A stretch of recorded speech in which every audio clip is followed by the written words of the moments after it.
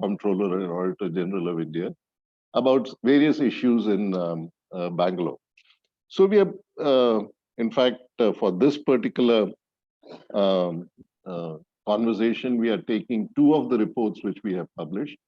One is the report on the roads, wherein the audit report says that Bangalore's roads are the most hazardous in the state, with something like 20 hazards per kilometer or some such thing.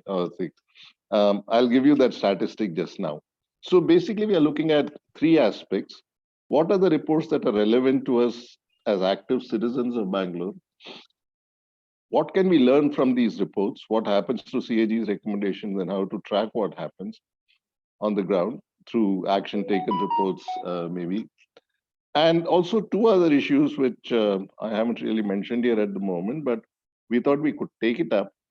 One is, what is the, whether there is a concept or a possibility of having a system of citizen audits, at least at the local level, and taking the help of people.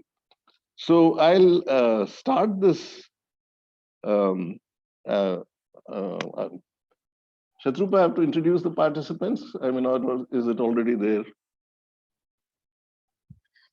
Maybe just a brief introduction, and I would request Sandhya, if she can, to paste the detailed profiles on the chat. Okay, we have our participants are Nivedita,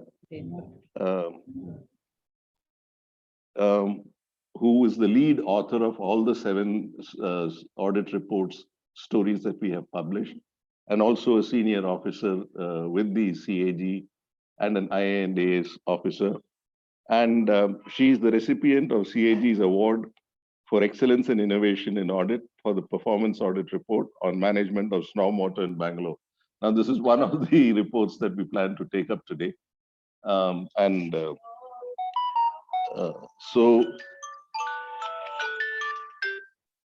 the other participants are Anjali Saini, member of Whitefield Rising, and Himanshu Upadhyay, assistant professor of Azim Premji University. So let me start with Nivedita, obviously she being the lead author of this entire series. How does the system work, ma'am? I mean, CAG audits are, is it mandatory, or does the government have to ask you, or can you take suo to action again? The two related aspects here, like the courts, can you take suo motu action based on media reports or on the basis of citizen complaints as well? But fundamentally, how does this audit system work? Thanks, Mr. Gopalakrishnan, and thanks, Sandhya and the rest of the team. The CAG is an organ which, an organization which is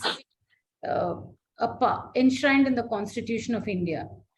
So it is the Constitution of India envisaged that the CAG would be one of the pillars of our democracy. And the duty of the CAG was to help establish accountability of the executive.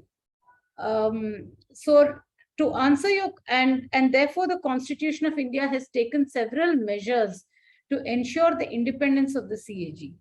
To ensure the independence in terms of appointment, in terms of the work that the CAG carries out, the expenditure of the CAG, the manner in which the CAG can be removed, etc.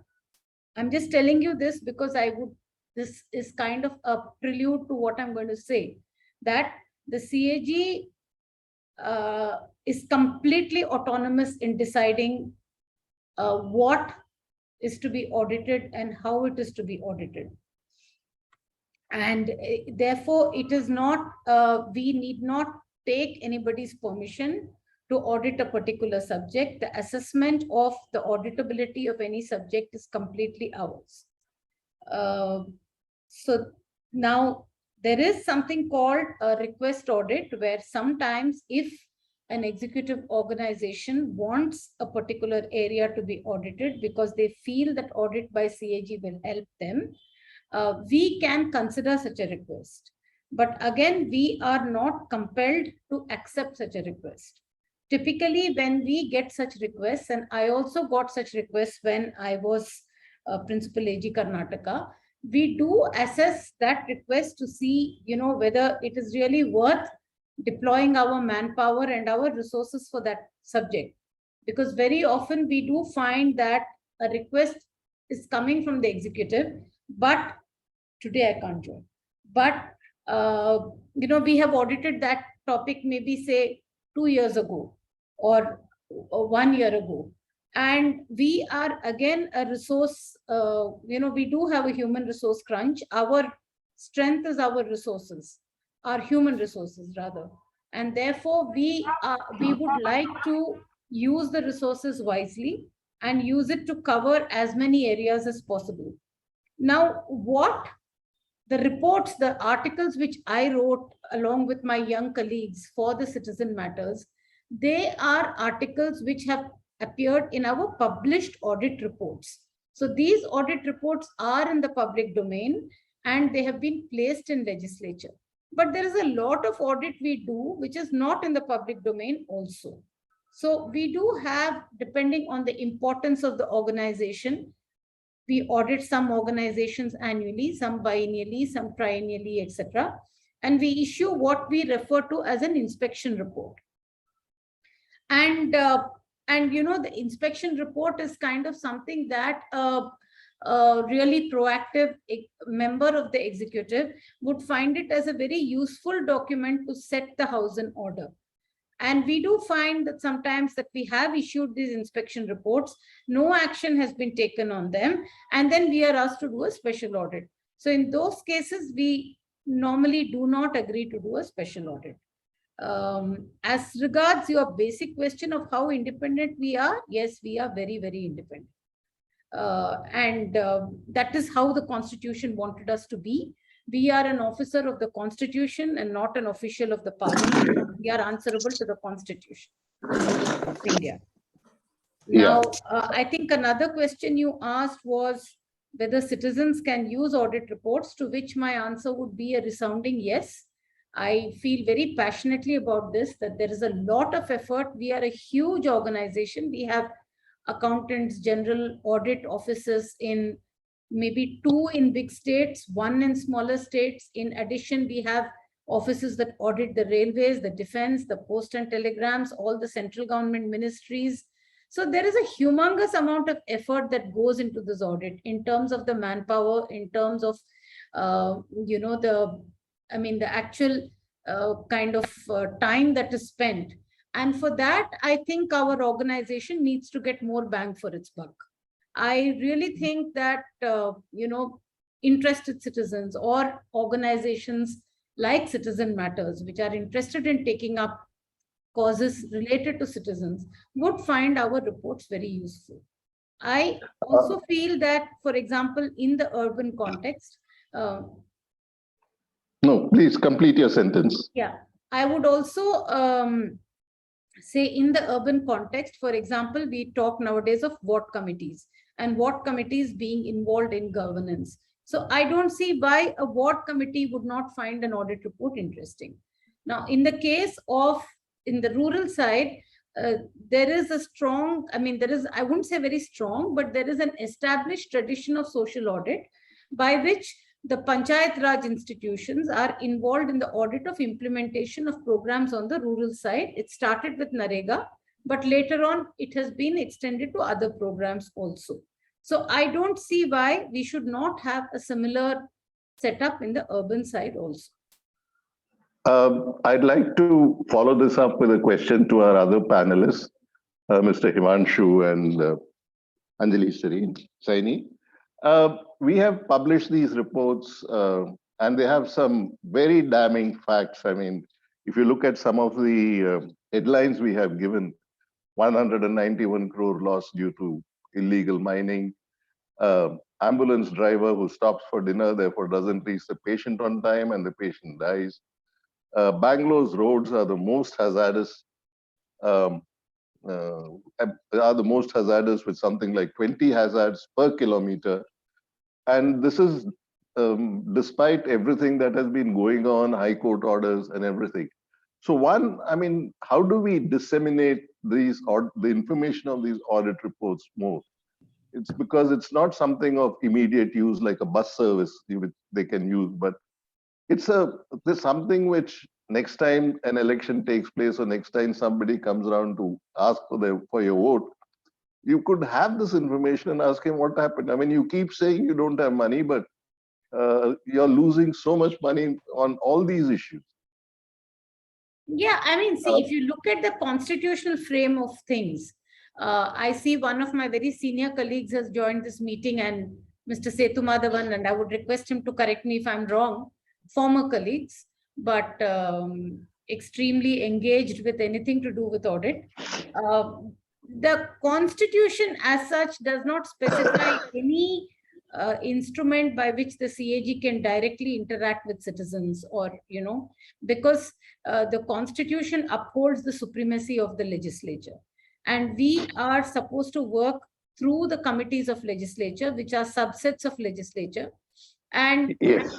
it is they who are supposed to initiate action, Yeah, discuss our reports with the executive. Yeah, my question to our panelists was basically this, the sense that how else can we empower citizens with this kind of information? Is this question to me or to Himanshu? No, to our panelists, Mr. Himanshu and Mr. Okay, Anjali. all right, thank you. Thanks. They're working with citizens. You're working with citizens in a number of cases. Now, here is an audit report which says Bangalore is the most dangerous roads, 20 hazards per kilometer. If anything, it's become even worse. And yet, it's not something that, I mean, people know it anecdotally, but when these reports, is there any way of disseminating it better, is what I would like to ask both our panelists, Mr. Himanshu and Singh, so that that information goes down. Yeah, Mr. Gopalakrishnan, that's an excellent question. And I think that is a really key question, because I think this information has been out in the public domain for a while. And in fact, even us as informed citizens and people who have been interacting with citizens, interacting with government, were actually unaware of many of the data points that now Sandhya forwarded to me to, for this panel discussion. So I'm amazed that actually so much information is out there. And Nivedita, it's amazing. I think the kind of detail and the kind of indictments you all have made over there, I think the fact that the CAG has done this gives it such a stamp of authenticity and such a stamp of, it has the power of just like an independent statutory auditor would have on a company's performance. And I absolutely think you've hit the nail on the head that the ward committees is the logical constitutional entity to take this forward at the citizen level. How can we get this information out is a very complicated, it's a simple matter, but it's all in the execution.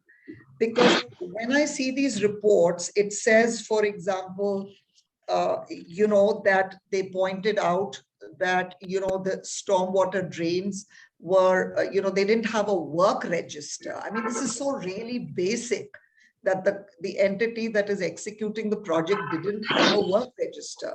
I mean, I didn't know that. I mean, how are they doing all this? How are they making the payments? But the fact remains that BBMP didn't do anything about the fact that this was reported. Do they still, they're doing it now. Do they still have it? I mean, I would like to go and see. But the point is that even if you look at the ward committee rules, which are published under the Karnataka Municipal Act, they clearly say, for example, that the BBMP commissioner has to provide to each ward committee every month what is the budget that was allocated, how much of that budget is spent, how much is left over, and what are the works that are in progress. Now, even that information today, we are unable to get it out of the ward secretary or the ward engineer or even the corporator. So I think, citizens are stuck in a conundrum where you have to work very hard So the CAG stuff is great. We must disseminate it, but how do we get it into the hands of the ward committee where some executable items are possible? I think that is the biggest challenge, for the See, at intellectuals least, to take it forward. can I hear Mr. Himanshu? Is he there?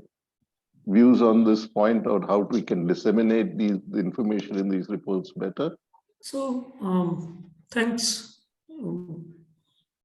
Very interesting question, because as Nivedita madam was saying, CAG audit is a public auditing function. It's a very important pillar of keeping our democracy alive. But I would like to extend that argument by saying that if we look at public finance as commons, a commons is not given. A commons is always in the making when citizens actively engage in the task of commoning. And so CAG performs its constitutional function. And we need to ask the question, when do these audit reports enter public domain? Few years back, me and my colleague did some work around when typically the reports get tabled, on which day of the assembly session.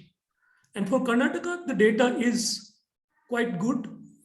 There aren't prolonged delays in tabling of audit report, but in some other states, if the audit reports are tabled on the last day of assembly session, last hour, then in the terms of like legislative business, what priority is accorded to the audit reports by the executive, and how opposition as well as citizens hold executive accountable, saying that why is it that the audit reports are always pushed towards the last day of the sessions?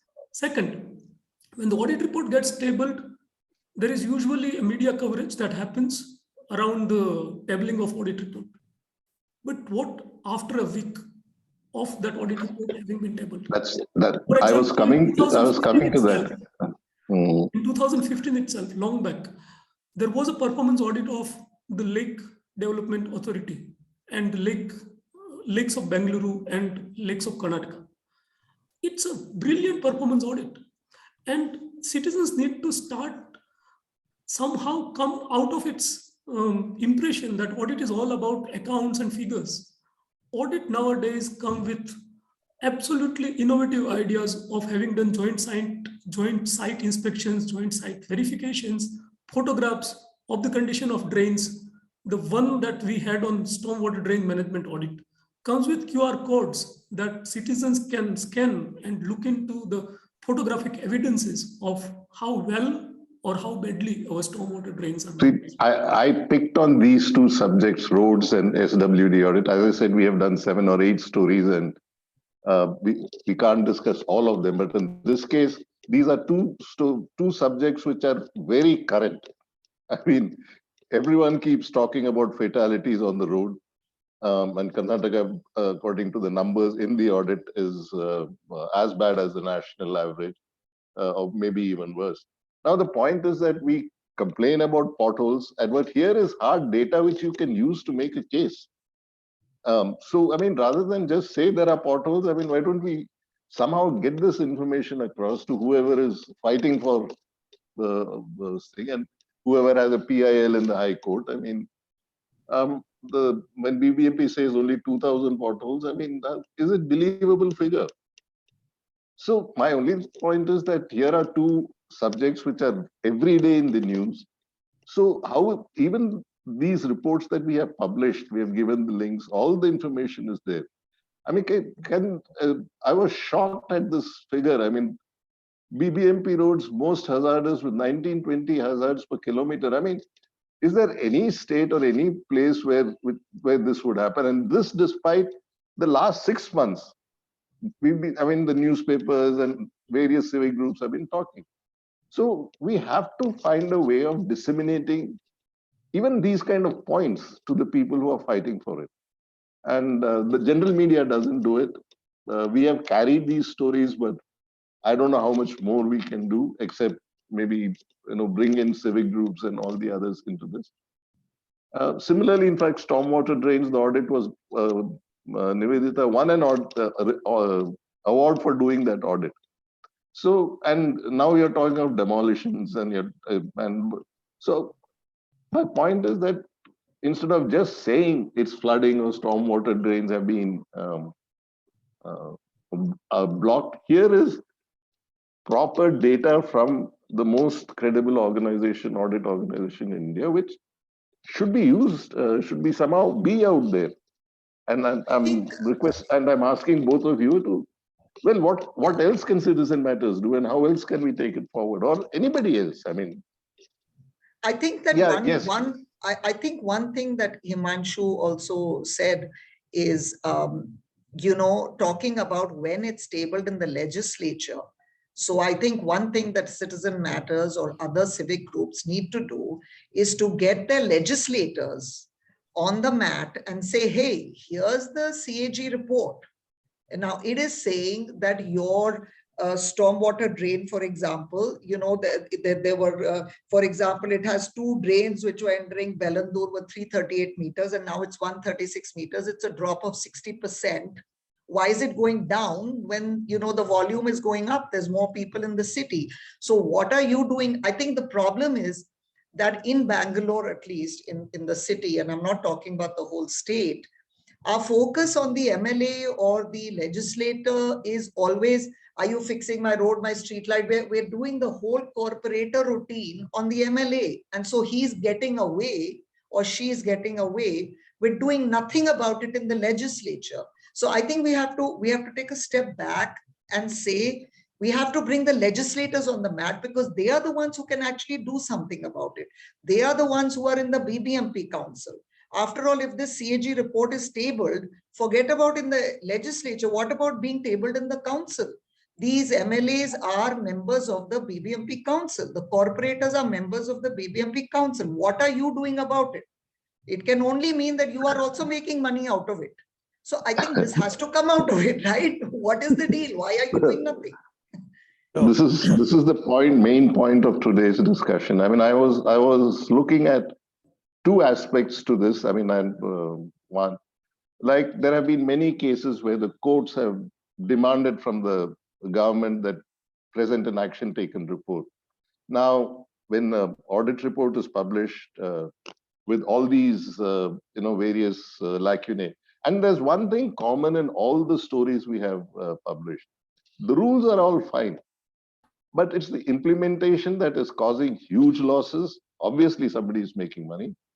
And I mean, no one is there to implement the rules. So one, is there any way? I mean, I don't know if CAG is empowered to do this, or we go to court and have the court with the CAG report and have the court issue an order for ATR. But there has to be some way where citizens can demand that, please let us know what action you have taken on this report. So who can do that? Who can demand or has the authority to ask the government for a action taken report? And or will it require new legislation for it? I mean, in the law, the rules, I'm sure Nivedita can tell us. May I just intervene for a minute, sir, Mr. Gopalakrishnan? Yes, sir. Yes, sir. You have raised very valid issues. The CAG brings out enormous number of reports, very interesting reports, very important reports. I'll give you an example. Recently, CAG has brought out a huge report on the Noida, the Indian Teleda. It's a huge report which brings out straight away. CAG openly says there has been corruption in it all through. It has irregularities, etc., etc. But the visual media or the sort of the print media did not take it the way it should have.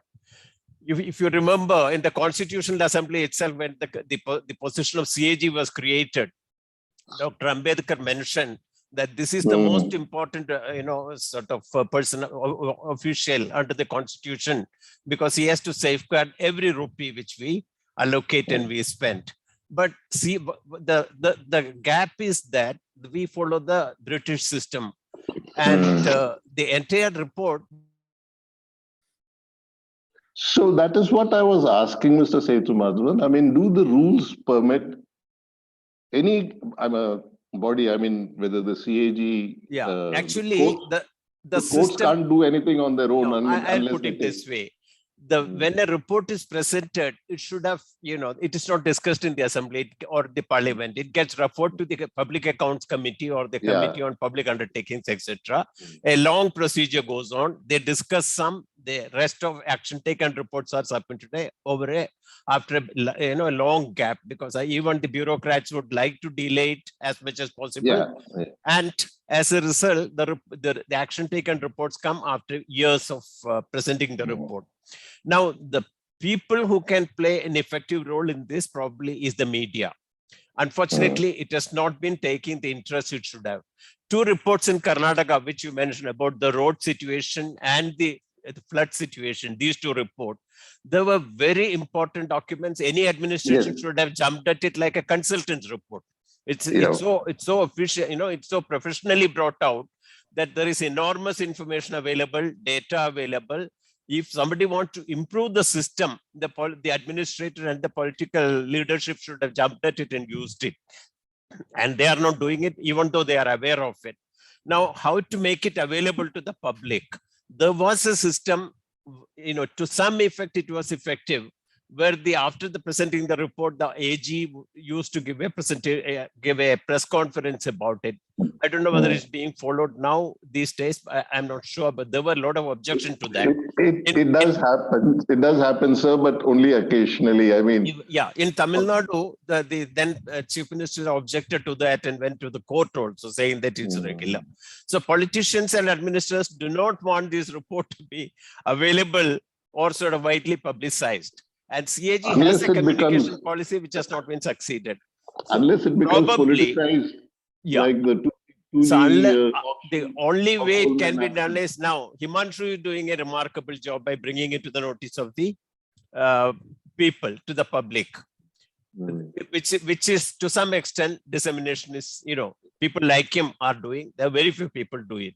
Why is that if the public are interested, all this common citizen is interested, but why is that it's not coming the way it should be? I think media should play a much more effective role, and organizations like yours is doing a good job. Probably it has to be strengthened. I fully agree with you that the media tends to forget quickly, except when it's something like a 2G auction or coal mine auction or some such thing. Yeah, exactly. When the media went to town with it. But otherwise, I mean, in terms of citizen empowerment, in terms of doing something, I mean, CAG has put in so much effort and has made some recommendations which are easily implementable. It's not as if you're going to have to spend hundreds of crores to implement these recommendations. The rules are already in place. So my only hope is that there is some way, maybe mandatory, maybe a new bill in the legislature, which says BBMP must give action taken report within 6 months of the CAG submitting its report. Whether that is a feasible thing. Yeah. The CAG has an act called CAG's Duties, Powers, and Powers of CAG's Act, which was which was brought out in 1971. There was actually, even if CAG asks for information, there is no time limit for it. There is a lot of discussion going on in the government that it should be amended to make it more effective, the CAG's role. Unfortunately, it's not happening because no political party, whether ruling or opposition, is interested in that. That's an unfortunate situation. Madam Nivedita, you wanted to say something. I would like to add to what Mr. Sethumadhavan said, that well, we can very well, it is easy for us to say, that action taken report should be submitted. Okay, but sometimes an action taken report could be a very cosmetic exercise too. Exactly.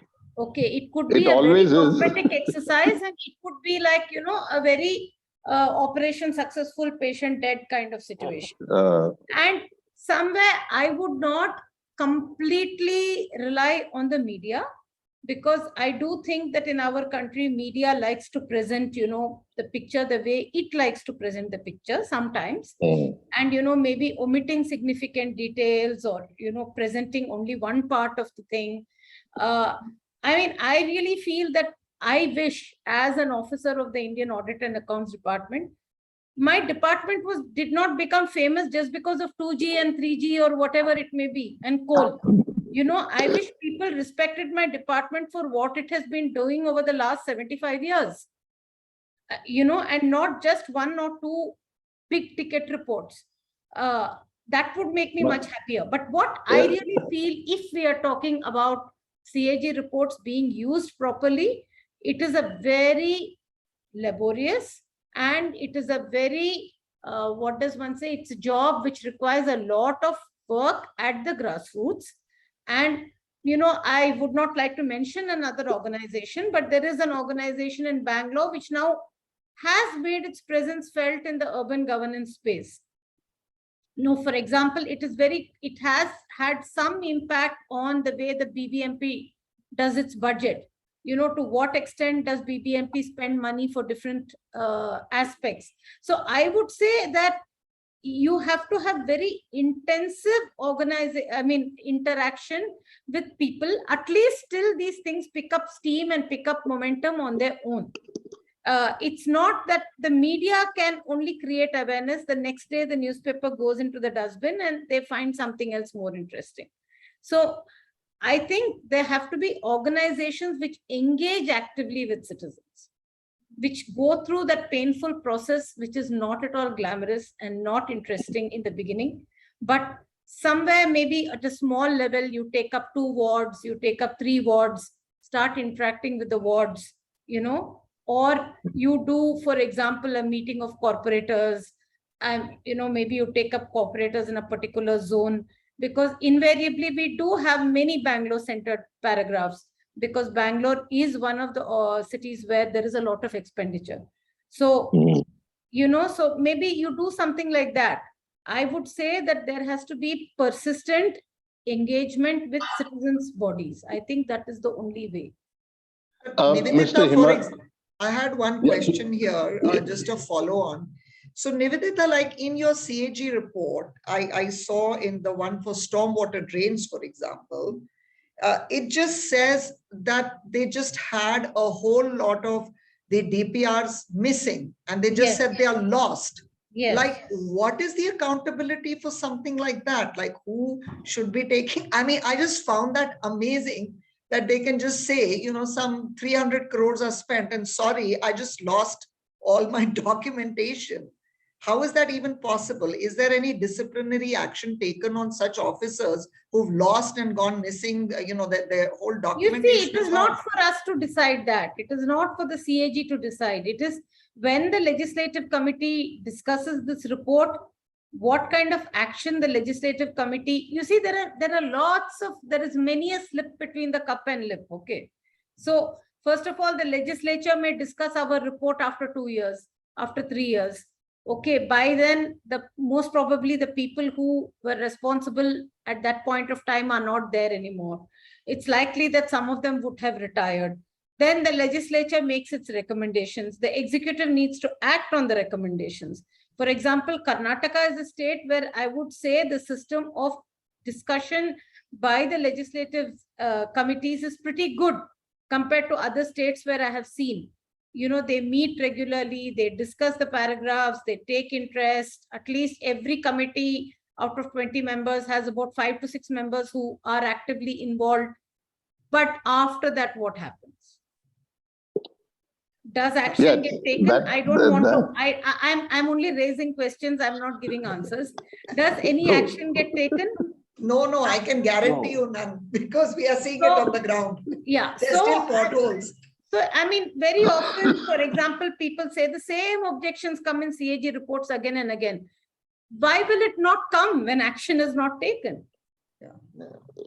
No, that's perfect. I fully understand, but Just to add, I would like, the only way to force any government to act is media pressure, people pressure, to get people on board to somehow, raise these issues at the proper forums. And Mr. Himanshu, if you could come in here, both in terms of what you think the role of the media is in creating awareness, and also how those of you who are working in various civic groups, who are working with various fields, can use these reports to strengthen their case when they work with the government. So, as we have been discussing, like there is a lot of emphasis about action taken reports, even in the announcement of this webinar. But I would say, let's begin with the entry conference. And let's begin with how audited entity talks to the constitutional auditor, whose other name is also Supreme Audit Institution. I can't be an audited entity and not furnish my files in front of the Supreme Audit Institution. Correct? You were saying court directions. Now, separation of power tells us that we should not be asking High Court Chief Justice. And I think it would be misreading again of the separation of powers constitutionally, because constitutionally CAG of India doesn't have to take orders from even the Supreme Court Chief Justice. And separation of power also tells you there is a D.Y. Chandrachud judgment that says that when he was a High Court judge in Maharashtra, there was such a prayer made to him, and he said, sorry, he is constitutionally empowered to take up whatever audit he takes as per his agenda. The CAG of India, the CAG of India doesn't have to wait for courts take up suo motu cases and issue orders. This was just a theoretical question. I mean, I can file a PIL based on the audit report and request the court to ask the government to submit an ATR. The court may agree, may not agree. No, I mean, for example, the court has directed that an ATR be submitted on this stormwater drain report. Oh, I see. I mean, Bangalore High Court has issued this order about just last week, I think. Yeah, they've been issuing orders on potholes. Nothing has been happening. Exactly. I mean, can you imagine a situation where in Bangalore, it seems the court has to run the whole municipality, because I know that Kathiani had put, or somebody had put a thing about the footpaths. They ordered, remove footpath encroachments. I mean, that is something that's so basic in a municipal act that it is the duty of the municipality to do that. Do we need a court to say you must cover the pothole, you must do the footpath? Then what is the whole idea of the KMC Act? I mean, we should just tear it up and then just, everybody do what you want. I don't think that's an answer to keep going to the court. I think we are just taking up, I think we should have an evaluation from CAG that how many of the cases in court are against the government, or against the BBMP, against the municipality, because it shows a failure of the municipality itself. No, so this was a point we discussed earlier. I mean, everybody mentioned that the place maybe to try out a pilot project is to start. You mentioned it, that the place to start a pilot experiment maybe on getting these audit reports is at the ward level. Yes. Now, well, we don't have a elected council as yet. It may come, it may not come, but ward committees do exist. So, I mean, and some of them seem to be quite active. So how can we implement that kind of pilot project? I mean, how do we initiate it? What can citizen matter? How can citizen matters help? This is something which, since you people are working on the ground with these ward committees and other citizen groups, I mean, is there anything you can suggest that, we take one ward, we bring up this whole pothole report and see what we can do? And the other thing here is works keep happening all the time. I mean, either road is being dug up or it's being laid or it's being white topped or whatever. Can ward committees, for instance, use this CAG reports to initiate some kind of a citizen audit? So, because already Himanshu, I think you were saying something. You were going to say. So we need to discuss one more performance audit that CAG has brought out in Karnataka's context. I think a couple of years back, in September 2020, this report entered public domain. So it has been 2 years now, and I'm actually sometimes thinking as to all these questions that we are debating. 73rd and 74th Constitutional Amendment Act, how has it been implemented? Both in urban and rural context, has been thoroughly audited. And it's a standalone volume. It is not the usual annual technical inspection report on PRIs and urban local bodies. It's a performance audit of 73rd and 74th Constitutional Amendment Act that Karnataka's office brought out in September 2020. It entered the public domain. Some other states those performance audits are only entering public domain now. For example, Madhya Pradesh, the similar performance audit has only entered public domain now.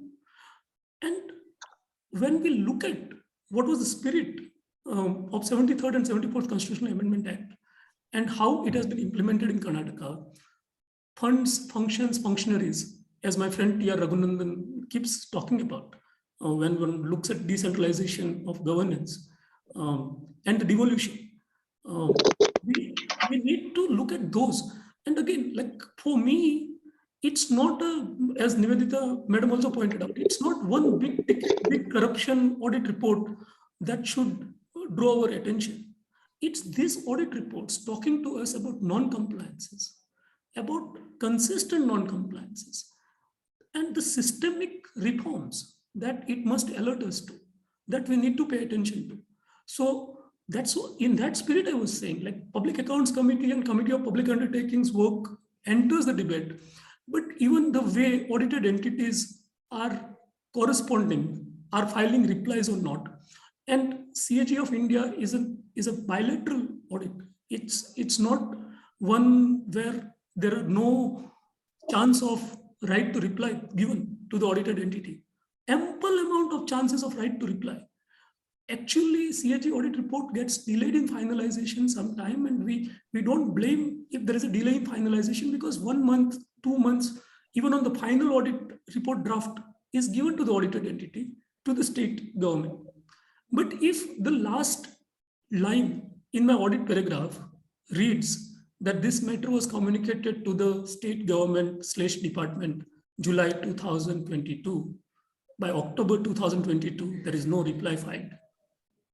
What it tells us about the modicum of respect that the executive shall have for the highest constitutional authority of this country, which is as independent as the Supreme Court Chief Justice. And that's where I'm saying, like, let's not keep saying courts will give answers. Exactly. This No, is empowered as the Chief Justice of the Supreme Court of India. If with constitutional powers, this is how the audited entities keep on behaving with this officer, I think we need to ask some fundamental questions about the public auditing process. We seem to be left with only the courts now. I mean, for human rights, for anything and everything, even for hijab, you're going to the courts and asking the courts to adjudicate these things. But this is such an important thing, and it's about a constitutional body of at the highest level of governance. So, I mean, while the separation of powers and all that is fine, but how else? My point is that legislators won't do it. I mean, so which is why, I mean, your decentralization will never happen. I mean, I've been a journalist for a long time. It certainly may happen here in the south, but it won't happen anywhere in the north. And no one will give up his control over the money. But it's something that was well intentioned, and this report is here. My only question is, it's frustrating. We keep going round and round. What do we do? So, I mean, there has to be some action taken somewhere. And unless there is pressure from the citizens, like what happened, I'm not talking of the 2G auction only because of the publicity it received, but it literally led to the fall of a government. I mean, all the Bofors thing, all the coffin scam, coffin deals of Kargil war. You know, this had major repercussions, but these reports don't have that kind of repercussions for various reasons. I think it's up to the media first to say that this report exists, please read it, and then push people onto it. But there has to be some way of, trying out pilot projects. That's all that I I'm would saying. like to say something. I would like to react here. I mean, Himanshu had mentioned that, the last line reads in most cases that, the report was sent in July, until October, there is no reply. At least the 5 years that I was in Karnataka, that did not happen. I mean, in fact, within our organization, there is great pressure on us now to discuss the reports, get the replies and incorporate the replies and modify our reports. So a great deal of my effort went into, I'm not saying, I mean, I would say compared to other state governments, the government of Karnataka is certainly not as difficult to handle for an auditor. I'm not talking about a citizen, for an auditor. And we did get replies and we did incorporate the replies. Now, the other thing which I would like to say is, again, as somebody who's been in this department for 30 years, okay, Bofors may have brought down a government, 2G might have brought down some other government. So what? Has there been any improvement really because of what happened? I would measure my success by that. I would measure my success by that and not by whether I could bring a government down or not. I agree with you, ma'am, but at least as far as telecom auctions were concerned, there has been a major overhaul. What I'm also trying to tell you, Mr. Gopalakrishnan, is that there is so much material in our audit reports which is as precious, if not more, for the common citizen. I agree with that. I fully agree on that. I'm not saying no. As it was mentioned by other speakers and panelists, I mean, the media can do only so much. They take it up, they publish the highlights, and then it goes out of thing. The important thing, as everyone has pointed out, is to keep at it. I mean, to keep hammering at it till somebody notices. I think if there is an organization like Whitefield Rising or something, for example, if you were to work in the Whitefield area, look at all audit observations which pertain to that area, which you will find, because when it comes to building or construction or, road construction, those kind of things, and you take up those, it has to be a small effort in the beginning. Absolutely. Yes. I think you're right. I think citizens really have to step up. And one thing that can help, I think, TR, coming to the point you're making, that, we keep going down in circles.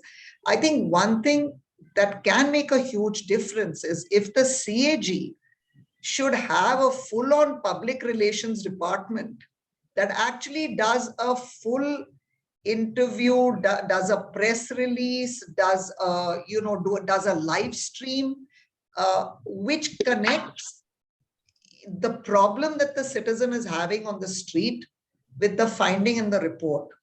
Like, I can see immediately from the stormwater drain report why this flood happened. And there's so much misinformation going around because lots of political, people who have a vested interest want to make you believe that, since Kempegowda's time, now suddenly this rain came. But if you read the report, it's obvious that even as short as 2 or 3 years ago, it was very obvious that the city was not set up to take any kind of rain, leave alone the kind of rain it got. And when there's a lack of data. So I think if we connect the findings of the report, a simple thing like there's no work register, there's no bills. I mean, you've got a work contract that doesn't have a location. I mean, these are just shocking things to me. I really read all these even just now. I think, I think it's just amazing. This stuff has to be taken out, has to be brought out.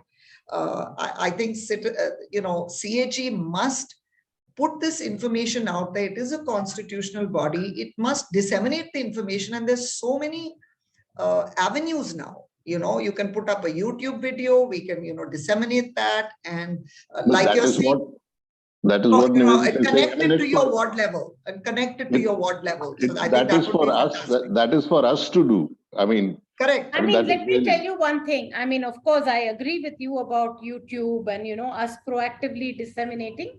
I mean, I agree in the sense, well, I can agree with you as a citizen, but as an auditor, I don't know whether, how that is perceived.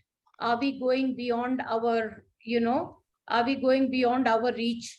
Because the Constitution says that we exist to help the legislature. Okay. For example, I have seen one of the highly respected journalists of India criticizing the fact that we held press conferences. Okay. Why? Because he felt that we were, that by holding the press conferences, we were trying to, it was all part gain of publicity. a game. Yes. We are trying to gain publicity for ourselves or whatever it may be. And okay, now I have held press conferences and I have found that the press only wants sensational items. Okay, they want sensational items. They're very clear about it. So after some time, I lost interest in holding press conferences because I would certainly like a press which finds my material intrinsically useful and Yes. feels that there is some value in it. But they are more interested. I mean, I don't remember the words they used, but that Dodda value paragraph beku, madam. So, they want like crores, 100 crores, 150 crores. Now, that's not the point of view from which I'm conducting a performance audit. I am not a criminal investigation department. Absolutely. So, yeah, absolutely. Mr. Himanshu, any comments on what has been said so far? Like Anjali was pointing out, how do we make CAG of India Loka Vimukh, people oriented, not just legislation and parliament. And if we do make a small effort to go to CAG website and find out what they have been putting in public domain, there has been those things. They'll not go to town with a big bang and say, look, if you look at CAG of India website today, there is focus area of audit during this year's audit plan that is already in public domain. During Nivedita Madam's tenure, I understand that some of the performance audit that she had initiated, she had even called for public inputs. And so it's not that the institution, constitutional institution, has not been making an effort seeking in people's input. There have been this other performance audit about solid waste management had a lot of contribution from environmental lawyers, academicians, and things like that. Even on the roads, there have been consultations with academicians, even on stormwater drain management. And we need to also value the kind of call of duty that the auditors have done, right from the deputy AG to down the line, traveling around the length and breadth of the city, trying to find the missing connections in the stormwater drains, documenting that. Look, I mean, today citizens need to understand that the public audit means a lot more than the voucher audit. They're not just checking digital vouchers, they are doing joint site inspections, joint site verifications, building you visual evidences, whether it is about solid waste management, about your landfills, about your stormwater drain management. Then the task is, when the audit report enters public domain, a citizen as well as a media person should not ask 150 crores corruption story nahi hai isme. They should see what are the systemic reform issues that the audit reports are pointing out to us. Another caveat, when I said non-responsiveness of audited entity, because I keep reading the other state audit reports as well, I did not mean. No, it's fine. It's fine. I just thought I should present the other side of the picture. That's all. Yeah, you know that Jharkhand performance audit on District Mineral Foundation tells us in so many words about the extent of non-cooperation that existed from the audited entity. You see, for me, as somebody who represents the CAG, if I say that I'm going to go actively to the press, quote the press, it could be taken as my encroaching on the mandate of the legislature, because the Constitution says that I have to assist the legislature. Yes, but I think you are assisting the legislature now, because I think that, so whereas for a citizens, a civil society organization, that is not a constraint. Correct.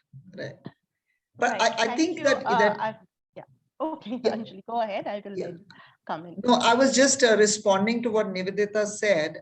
Yes. I think the reason I'm saying a press conference or like a presentation of your report, should somehow be broadcast to a wider audience. I think it will help the legislature because very often, even as citizen groups, we have had, members of the legislature call us and say, hey, there's a legislative assembly coming up in 2 weeks. give us a topic, give us something that we can work on. I think a lot of the legislators are keen to actually present something of value in the legislature, that they can pass some laws, rules, take action. So I think the more informed citizens get, the more they can respond to their legislators and say, hey, you know what? Here's a CAG report. It just came out. It affects our ward, affects our zone. Do we have these things? I mean, do we have work registers? Do we have, each work contract, does it have a location? It's very simple things, but I'm telling you, these things add up. I was just seeing that, they did 4 crores for backfilling. I mean, today the ward engineer tells me he doesn't have a tractor to pick up the silt, and here's 4 crores literally going down the drain. I mean, this is a lot of money. I don't need those hundreds of crores, which is looking at a few. So, Nivedita's right. We have to plug all these gaps. We have to plug all these holes, and citizens have to realize that the small things are going to matter. They have to start from the grassroots. Now, I would like to say something which may not sound very good, but I will say it, that, what I would like to say is that we should stop talking and doing something. I mean, one reason why I wanted to write these articles in Citizen Matters was to precisely address that issue, that, people don't know about CAG reports. And, as an AG who was, I had a staff of about 800-900 under me working on audit reports. And it seemed criminal to me that, the work that we are doing is not known to the people. And therefore, that was a part of my attempt to write these articles, was that. In fact, I have been telling Sandhya that I will be really happy if we can translate these into Kannada, okay, and have them published in Kannada. I mean, I was reading of course, finally, I did not really prepare too much for this webinar. I'm speaking from experience, but I was reading about a study covering several countries where they say that as the society gets more educated, the perception of CAG is better. You see, or CAG reports are found more useful. So basically, CAG reports, all said and done, are the prerogative and privilege of the educated. Those who can read those kind of reports, those who can absorb those kinds of reports. So I really think it is only grassroots level organizations who can bridge that gap between the common man and the CAG's report. By translating it into some kind of action. Yes. Yeah. So, I would just like to come in here because we also have a couple of audience questions, and I'll just get to that in 5 minutes. But before that, to wrap up the discussion from all that has been said till now, I see 2 things here mainly, the 2 aspects that we have discussed. One being the visibility of the work and the CAG reports, and the other being the actual assimilation and use of those reports to bring about systemic change. Now, in terms of visibility, I hear you, Nivedita, saying that you've been trying to disseminate it as much as possible through the press, and you had your fair share of challenges. I mean, I hear what happened when you tried to do a series of press conferences and all that.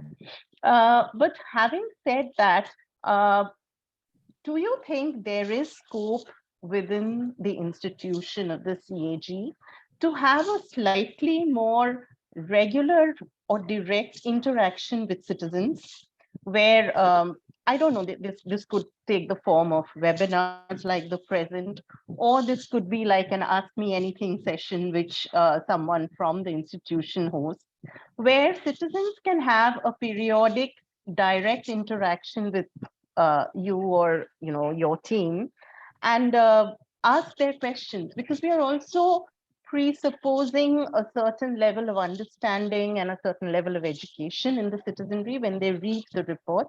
but they may want further clarifications or they may want further guidance on how to take things forward. So could there possibly be a scope for more direct interactions with the CAG? See, this has to be, I mean, I cannot give you an off-the-cuff answer. It has to perhaps be demand-driven. I don't know. It is also a decision which has to be taken at a level at which I am not, you know, and because it is really an organizational decision. So it has to be taken at a very, I would request Sethumadhavan sir to add to what I'm saying.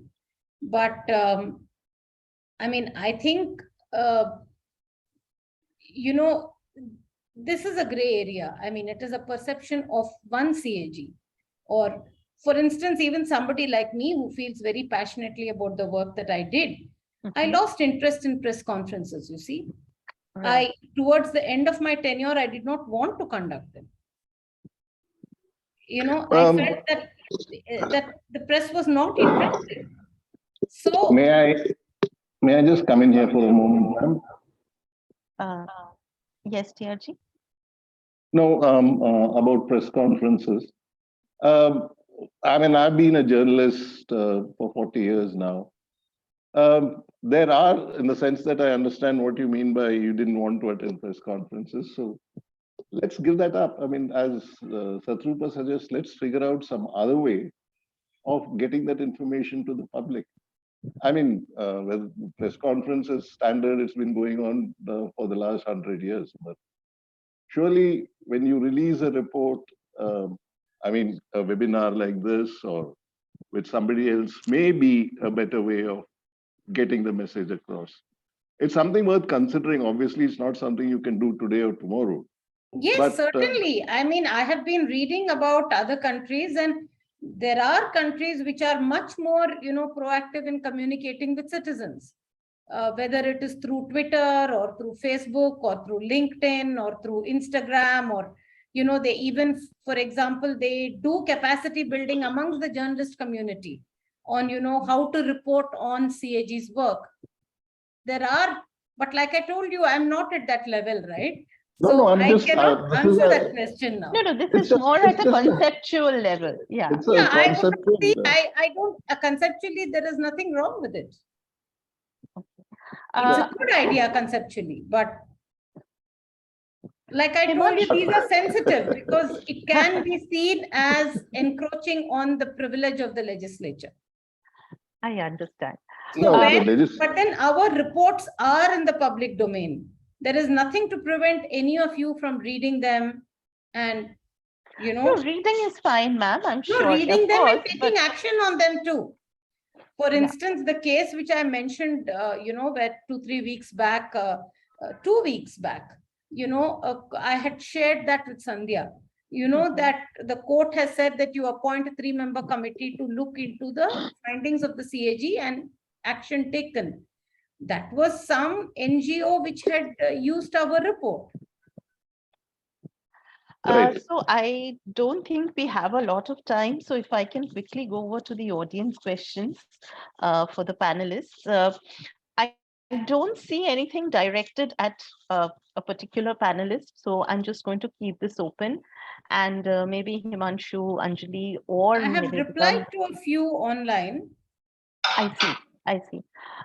So one question is from Mr. Nagesh Sharas, and he has said that what, in many cases, we've talked about the involvement and the role of the ward committee, but he seems to feel that ward committees cannot act effectively on many of these reports because the subjects are not always ward specific. Okay, they may be at a city-wide level or at a terrain-wide level.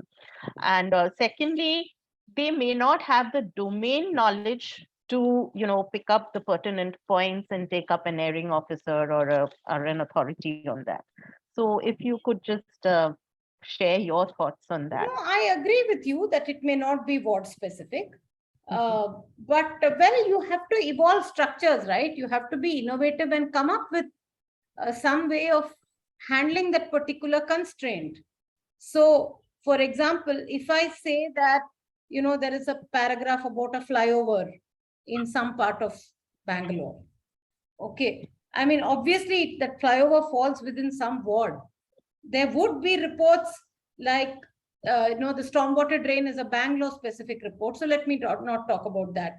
But there would be reports, say, like what we did on the Rashtriya Madhyamik Shiksha Abhiyan, or, where our reports actually have details to the lowest level. Yeah. No, that particular education. In case of IT, we have a very, very high level of precision when it comes to detail.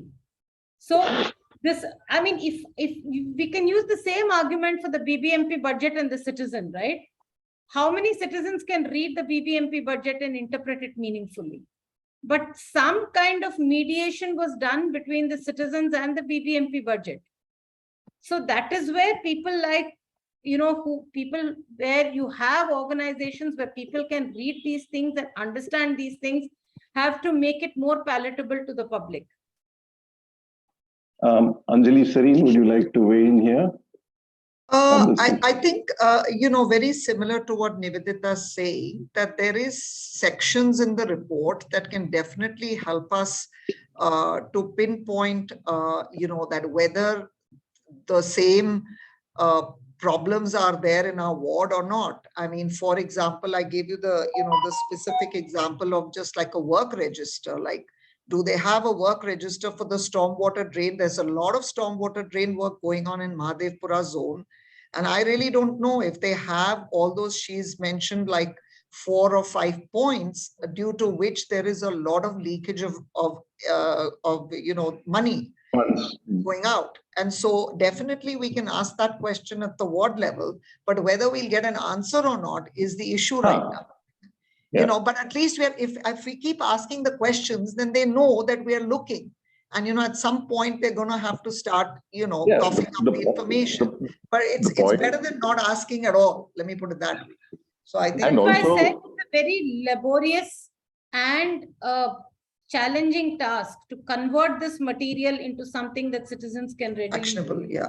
Yeah. So, another question also from him points out that he seems to be of the opinion that certain set of requirements must be met for these audits and the reports to make any kind of an impact. And he refers to data collection formats within the, with the authorities, compliance with procedures, a regular review or a management information MIS system kind of a thing. The possibility of performance being rewarded and the lack of action being punished. So, but none of these seem to be in place, right? So in the absence of all this, what is the value that these reports can provide? And Himanshu, I know you've been studying these reports across states, across cities. Maybe we can just look at it from an overall view also, not just Bangalore specific. What is your, what is your take on this? So again, like Bengaluru has a news portal that gave me platform to write on the public auditing. And so it is now a 14 years old debate.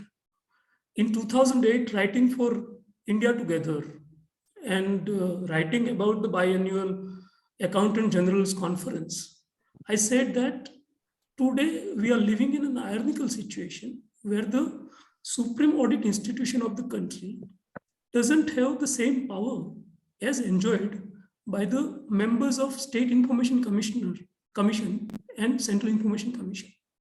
And why did I put it like that? Because that's what exactly was being debated in New Delhi in Accountant General's Conference in the year 2008.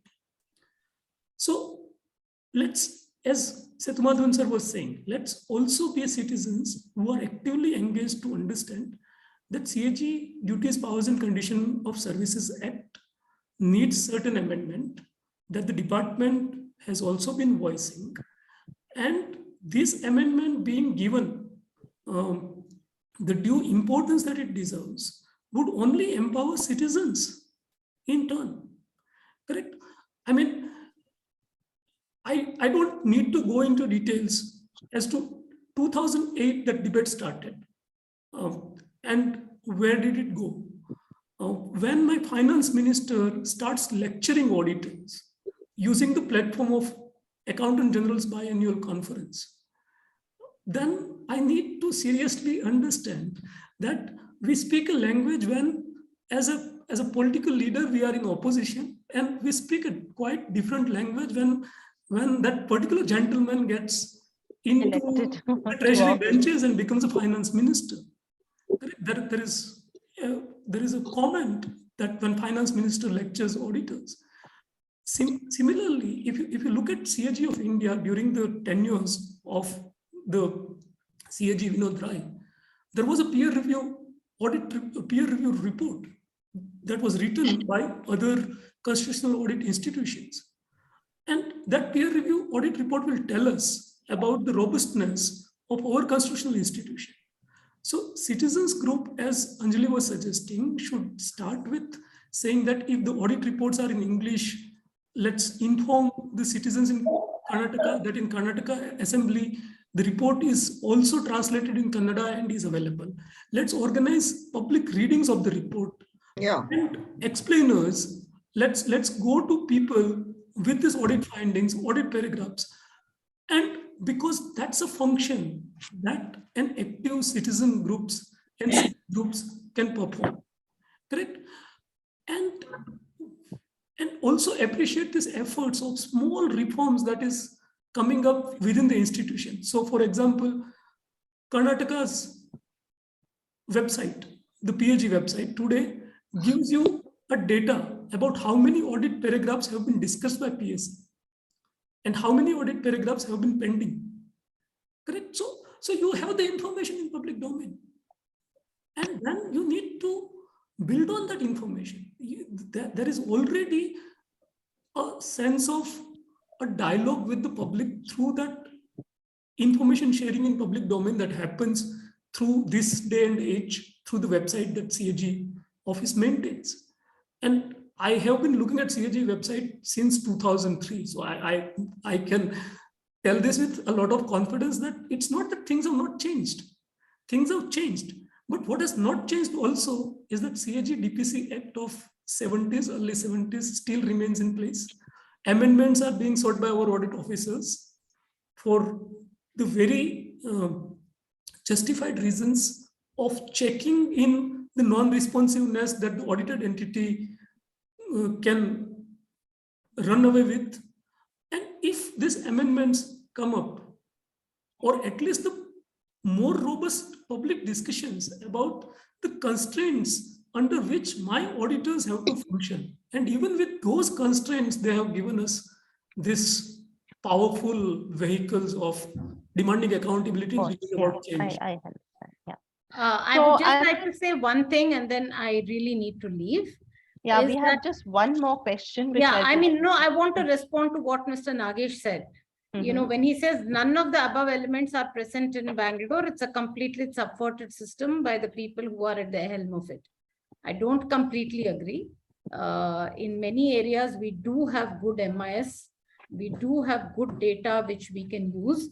For example, when we did the performance audit of, the Rashtriya Madhyamik Shiksha Abhiyan, we sat in Bangalore and went through the database and decided the schools to be audited. There were very, very specific pointers that we could give to our teams when they went maybe to some far-flung place in Koppal or Gulbarga, based on our analysis of that data. So in some cases, the data is there. It is not that the data is not there everywhere.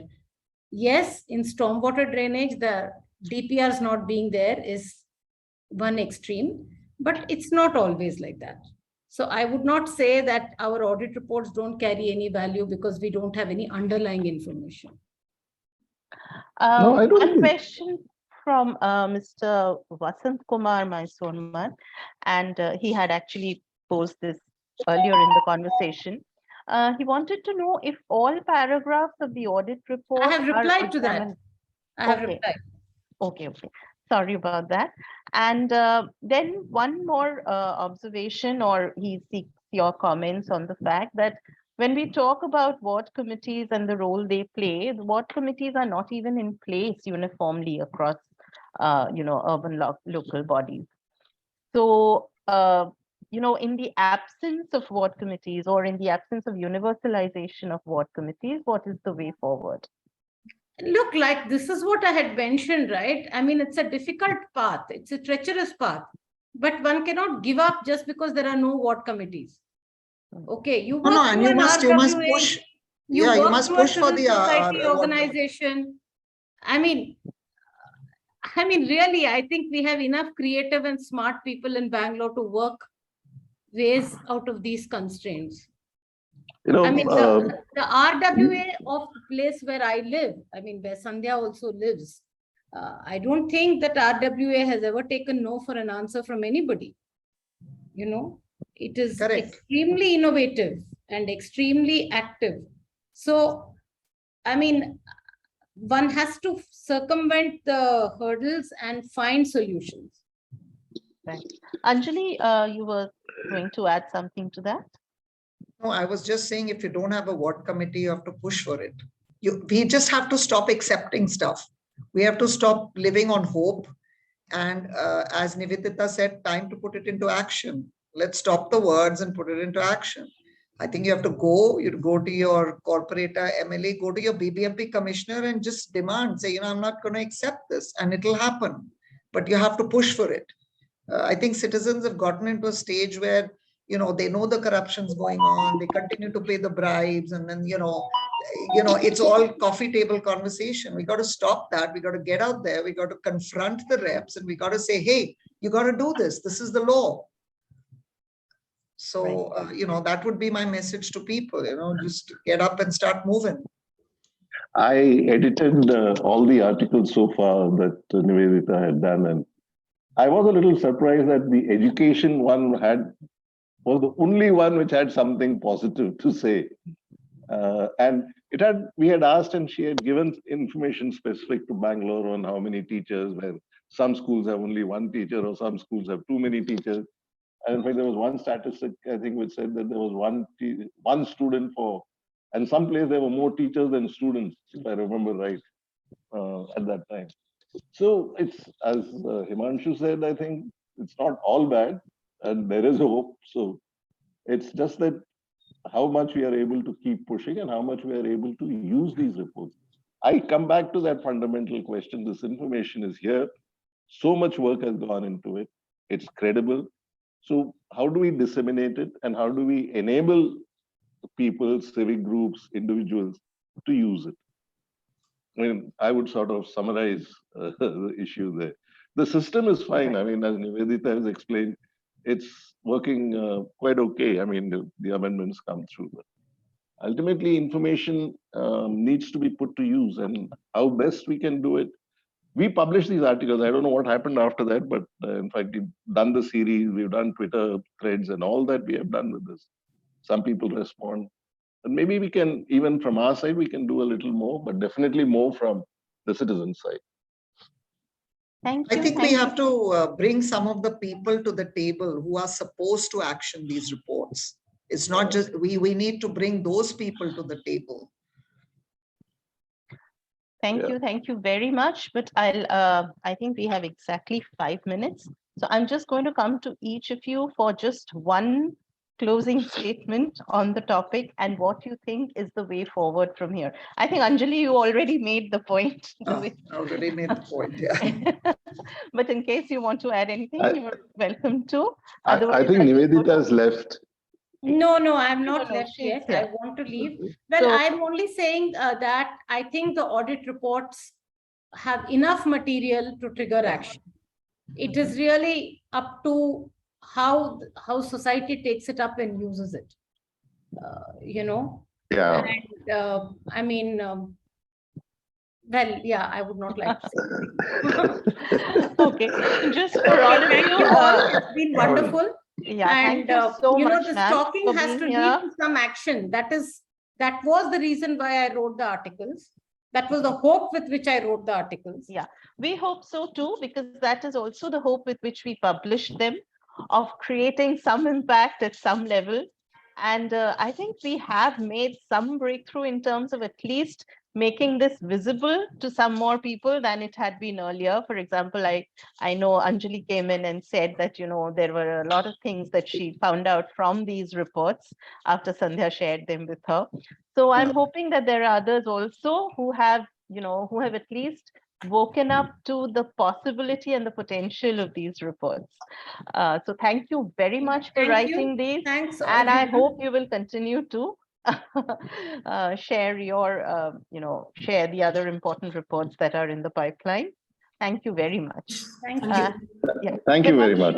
Himanshu, one closing statement from you on what you feel is the way forward from here. What is the way forward is simply keep working at it, correct?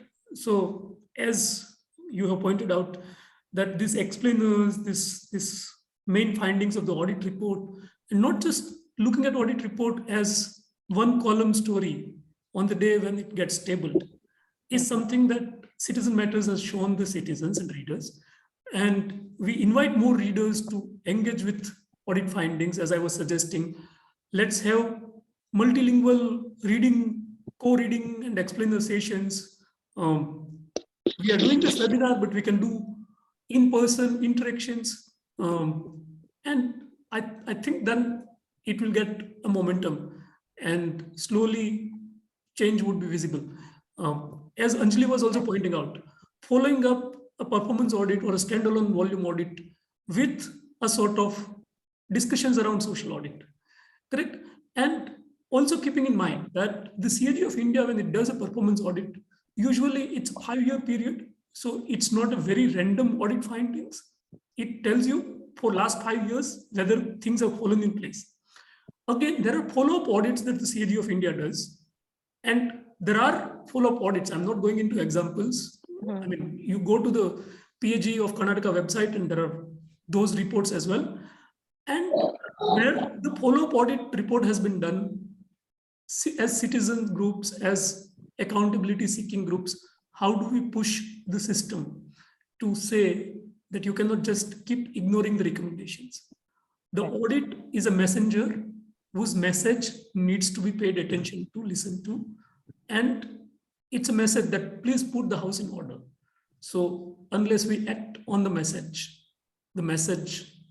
is not completely conveyed.